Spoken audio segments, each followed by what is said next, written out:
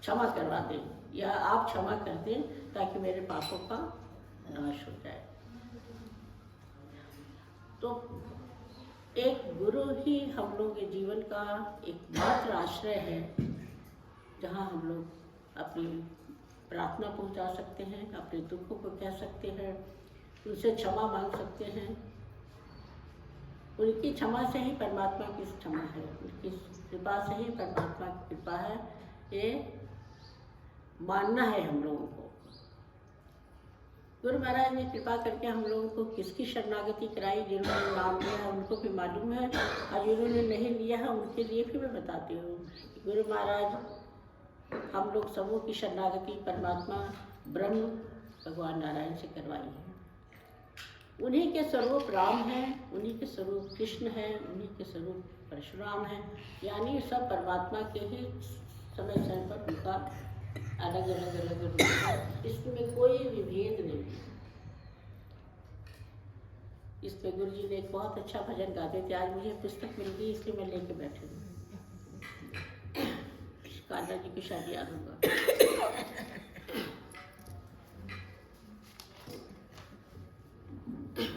परमात्मा भगवान नारायण के लिए गुरु नानक देव जी ने लिखा है, नाम निरंजन नीर नारायण रसन सुमिरत पाप विरायण। नारायण घट घट प्रकाश, नारायण घट घट प्रकाश, नारायण सब माहि वास, नारायण सब माहि वास। नारायण कत नरक न जाई, नारायण से सकल फल पाई। नारायण मन माहि आधार, नारायण को हित संसार। नारायण संग नाथ नारायण, बार बार नारायण गायन, बार बार नारायण गायन। वस्तु गोचर गुरु मिले, वस्तु गोचर गुरु मिले। नारायण उठ नानक दासी गई। कौन सी वस्तु गोचर गुरु के मुझ सब लोग को प्राप्त हो गया? कौन सा ऐसा वस्तु है जो कहते हैं ना, वस्तु अमोलक गुरु मिले। वस्तु अमोलक क्या है? परमात्मा का नाम, जिनका बीज उन्होंने भगवान ने, गुरु महाराज ने कृपा करके, ईश्वर की कृपा से हमारे हृदय में डाला। वो नारायण नाम रूपी बीज है जो हम लोग को प्राप्त हुआ। हम लोग का शरीर क्या है? खेत है। जैसे जमीन धरती पर हम बीज डालते हैं तो उसमें जो ये याद है कि जो डालते हैं वही उपजेगा। गेहूँ डालेंगे तो गेहूँ उपजेगा, चावल डालेंगे धान तो धान ही उपजेगा। उसी तरह हमारा शरीर जो है खेत है, और इसमें हमें अपने अच्छे कर्मों का बीज डालना है। गुरु महाराज ने तो बीज डाल दिया भगवान नारायण के नाम का, ब्रह्म का नाम डाला। अब उसको हम लोग को अंकुरित करना है, बड़ा करना है, उसकी सेवा करनी है, उसका स्मरण करते रहना है, ताकि वो जो बीज है वो एक वृक्ष के समय प्रफुल्लित हो जाए। और जब वृक्ष की होगा तो उस वृक्ष की छाया में संत क्या है? संत सना हुआ जो है वही संत है। किस में सना हुआ? परमात्मा के नाम में। जो ईश्वर के नाम में सन गया वही संत है। तो ऐसे संतों की वाणी से हम लोग अपने जीवन में अपना उद्धार कर लेना चाहिए। और जो हमारा जो हृदय है, इस हृदय में परमात्मा का वास है तो सब जानते हैं। कहते हैं ना कि भगवान कृष्ण ने भी कहा था कि मैं सूक्ष्म रूप से तुम्हारे अंदर हूँ, तुम उसकी बात को मान लो, तुम उसको मान लो। और जब अर्जुन ने कहा कि मैंने मान लिया, उसे ज्ञान प्राप्त हो गया। तो ऐसा बीज सद्गुरु महाराज ने हम लोग के हृदय में डाला है और परमात्मा की शरणागति करवाई है। गवाह, खुद गवाह बन गए। आप ये सोचो, जिन्होंने इतनी कृपा की, लेकिन उन्होंने ये नहीं कहा कि मैं ही सब कुछ हूँ। उन्होंने ये कहा कि मैं गवाह हूँ। कहा करते थे कि मैं तुम्हारा जब केस तुम हार जाओगे ना, कहीं तुम कुछ बहुत बड़ा पाप ही करके ईश्वर के आगे खड़े होगे, तो मैं गवाह बन के तुम्हारी वकालत करूँगा कि तुम्हारी जीत हो जाए, तुम्हारी विजय हो जाए। ऐसे सद्गुरु होते हैं। सद्गुरु संत वेश से नहीं होते, संत अपने आभूषण से नहीं होते। संत का अर्थ है जो सन गया परमात्मा में, जो ने अपने आप को मिला लिया, वो खुश।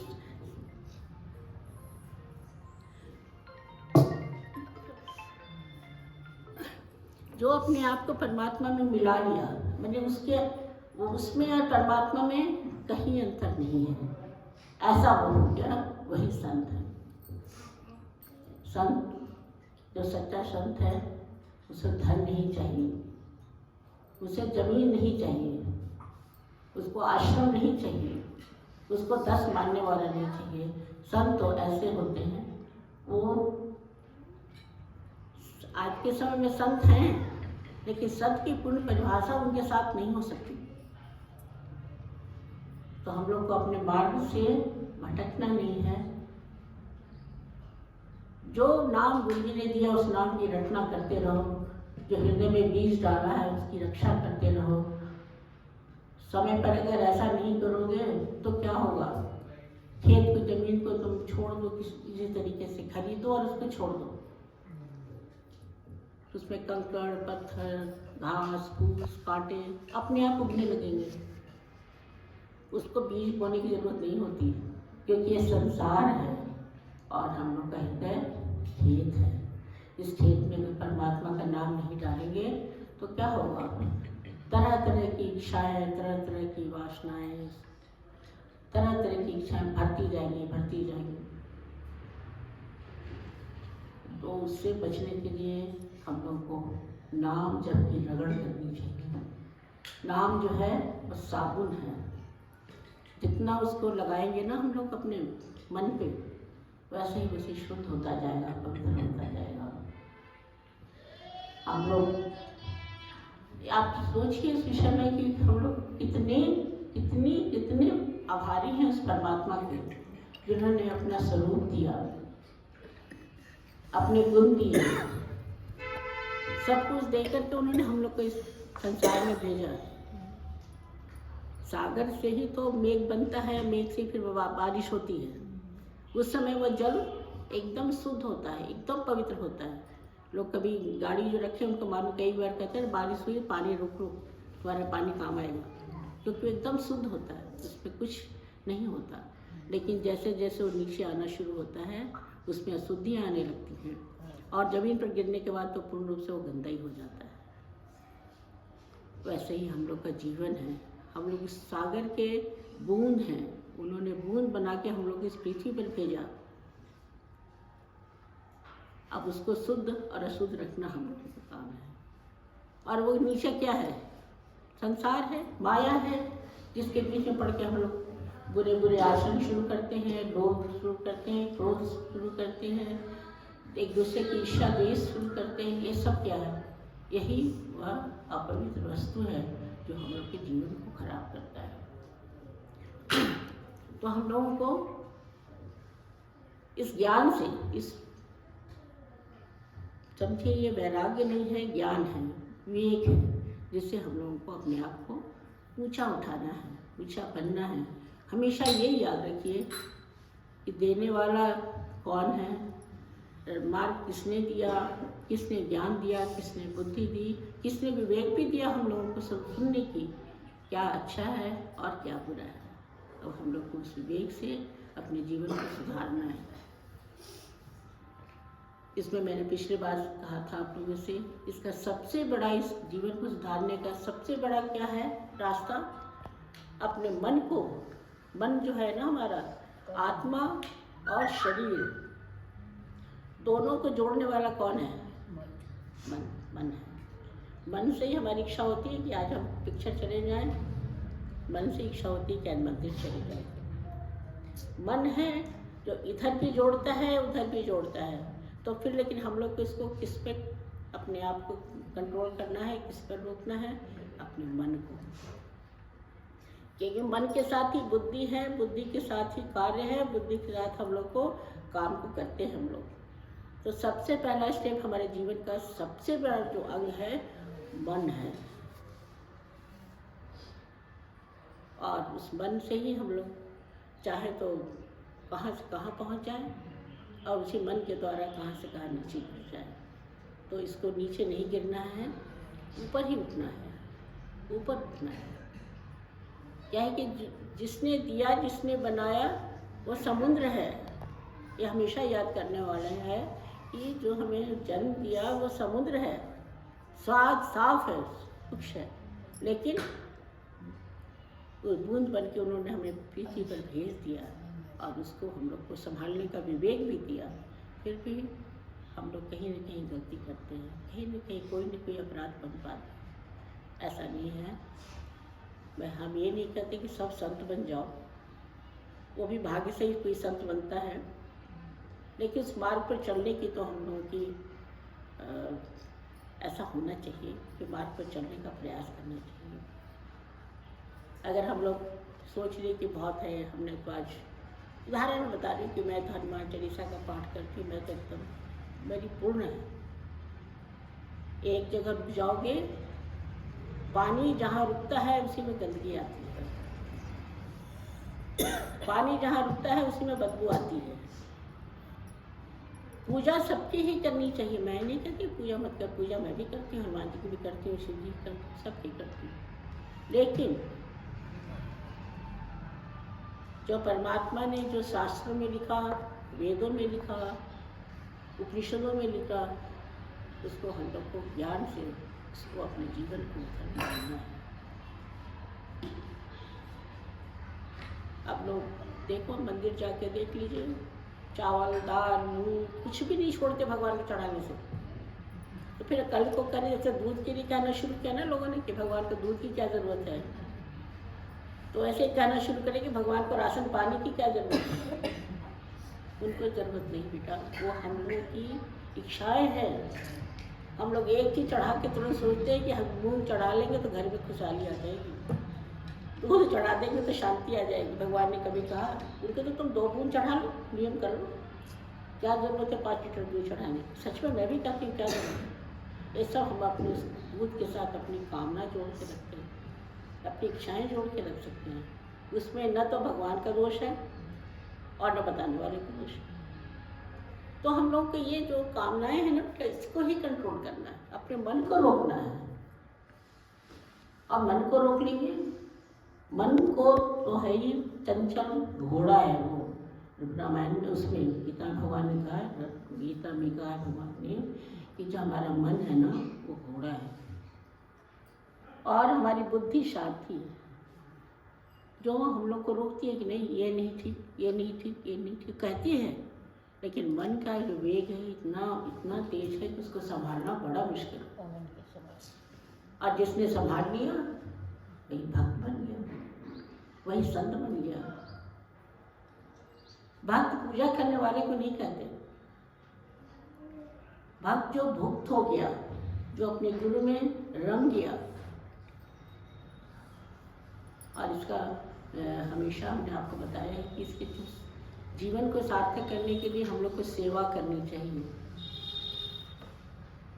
वो भी बताया ना हम लोग को, धन की सेवा, मन की सेवा, तन की सेवा, है ना, ज्ञान फैलाने की सेवा, प्रचार धर्म की करने की ये भी सेवा। सबसे उत्तम सेवा है ज्ञान का तुम प्रकाश फैलाओ लोगों में। धन का तो दान ठीक है करना चाहिए, जिसके पास है वो करना चाहिए, लेकिन वो बहुत शुद्ध नहीं है। क्योंकि हो सकता है कि आपने मुझे पैसे दिए और मैं जाके वहाँ पर कुछ खा के आ जाऊँ, कुछ गलत काम करके आ जाऊँ। तो धन की सेवा को बहुत उत्तम सेवा नहीं मानते। तन की सेवा है वो शुद्ध है, तो तन की सेवा करोगे तो अच्छा है। दूसरे नंबर पर आता है क्योंकि तन से हमारे मन के अहंकार दूर होते हैं, हमारी इंद्रियां जो बुरे कामों के लिए अवेग में रहती हैं वो शांत हो जाती हैं। कभी को बहुत क्रोध आ रहा है, बहुत किसी चीज़ के लिए हम लोग लगता है याद चाहिए, लेकिन हमने सेवा की और इतने थक गए, छोड़ो उसको, रहने दो, अब कल कर लेंगे, कल उससे बात कराएंगे, कल लड़के आ जाएंगे, क्या हो गया। ये है तन की सेवा का फल।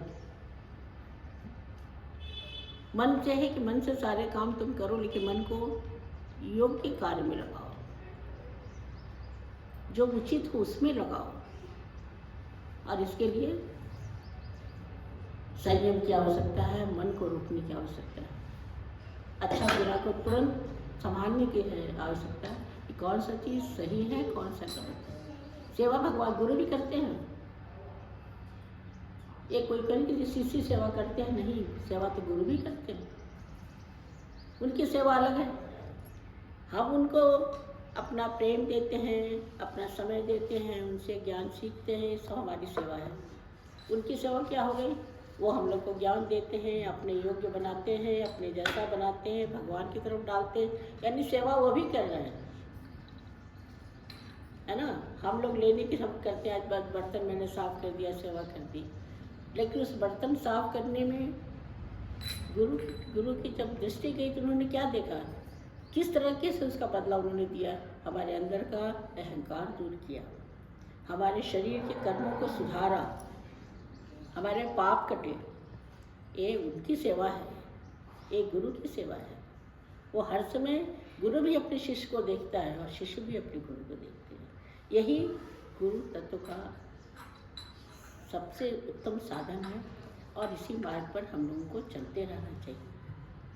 आरुणि की कथा सुनिए ना आप लोगों ने, तो खेत में बाढ़ आ गया, उन्होंने अपने के गुरु ने कहा कि तुम जाओ खेत में बांध कर आओ, पानी से खेत खराब हो जाएगा। वो बेचारा गया, बच्चा तो था ही, बहुत कोशिश किया, मिट्टी से इकट्ठा किया, पत्थरों से इकट्ठा किया, लेकिन पानी नहीं रुका।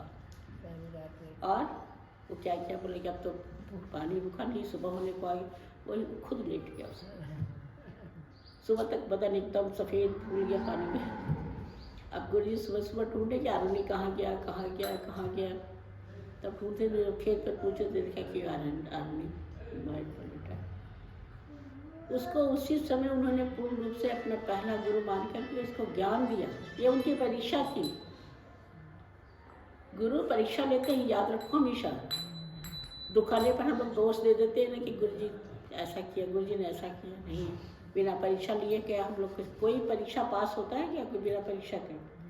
तुम कितनी किताबें पढ़ लो, चाहे MBBS के पढ़ो, इंजीनियरिंग के पढ़ो, बिजनेस मैनेजमेंट पढ़ लो, कुछ भी पढ़ लो, जब तक परीक्षा नहीं होगी तब तक पास नहीं हो सकती, डिग्री नहीं मिल सकती, और उसका वैल्यू नथिंग, कुछ नहीं। तो परीक्षा भगवान भी लेते हैं, गुरु भी लेते हैं, उससे घबराना नहीं है। रहा हमारा आपका, जिसका जो जैसा प्रारब्ध है उसको ऐसा मिलता है। ये हमारे पीछे जन्म के कर्म के अनुसार वो जुड़ा हुआ है।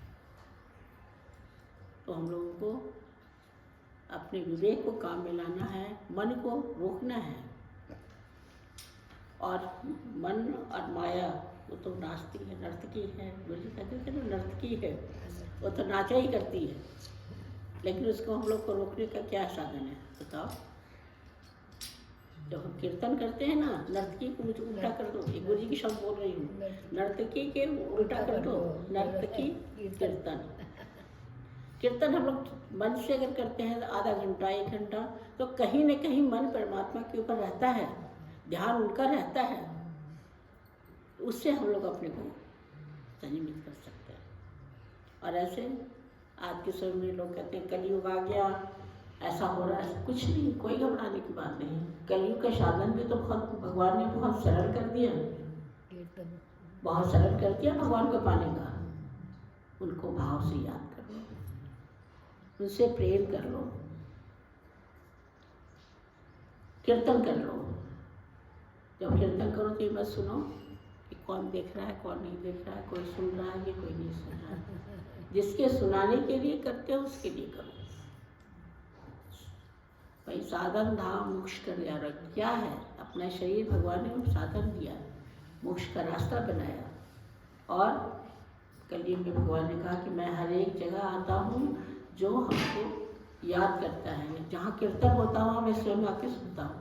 जो सभी गीता में है, जो मुझे प्रेम से भोजन देता है मैं वहाँ प्रत्यक्ष होकर किसी न किसी रूप में आके लेता हूँ। तब सबके अंदर प्रधानता क्या है? भाव की। तो हम लोग को अपने भाव को शुद्ध करना है। आज पूर्णिमा है, इसीलिए मैंने हवन का मुझे याद आया। आज पूर्णिमा है, आज अन्नपूर्णा जयंती है।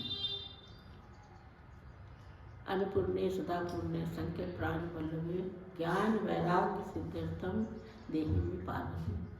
अन्नपूर्णा कौन है? माँ पार्वती के स्वरूप। आज अन्नपूर्णा का जन्मदिन है, कह लीजिए। आज अन्नपूर्णा की पूजा होती है और पूर्णिमा तो है भगवान नारायण का। तो आप लोग कुछ जो गुरु जी के भजन सुनते हैं या उनकी कीर्तन को सुनते हैं या उनको सत्संग सुनते हैं, थोड़ा थोड़ा सब लोग अभ्यास करो। हम नहीं चाहते कि दिन व्रत रखे रहो और घर नहीं देखो, घूमो नहीं। सब कुछ करने के बाद भी थोड़ा समय, 1 घड़ी आधी में बुनियाद, एक क्षण होता है, उस समय प्रेम से लेकिन मन से भगवान को याद करो। जीवन में सार्थकता आएगी। मोक्ष तो उनके हाथ में है। अब वो जाने किस परीक्षा में हम लोग कितना नंबर देते हैं, लेकिन प्रयास हम लोग को ऐसा ही करना चाहिए। बोलिए गुरु महाराज की जय।